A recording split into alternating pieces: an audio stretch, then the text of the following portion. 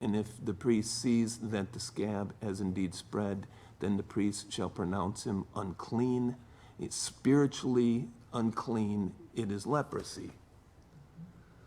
Now, when it comes to spiritual symbolism, this becomes the epitome of spiritual uncleanness. And this is why God, gives such a large portion of this book to this topic.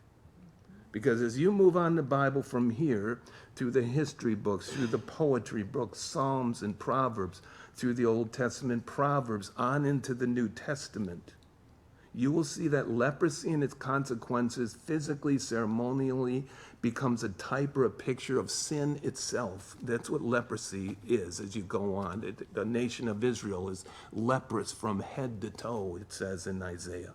In other words, they are sinful head to toe. That's what leprosy becomes a picture of. And so as you go through this, you realize in the spiritual significance that this is a picture of sin.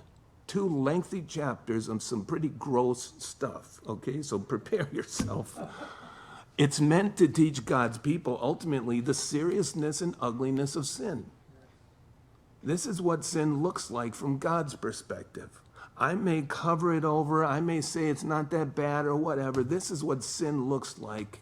And after you sit through 100 verses, you end up going, okay, God, I get it. It's really gross. And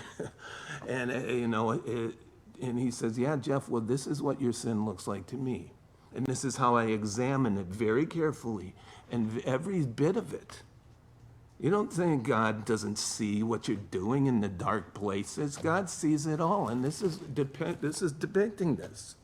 You examine that, and if it's this or that, then it's sin. If it's not, then he's looking at motive. He's looking at everything else. Sin is like leprosy.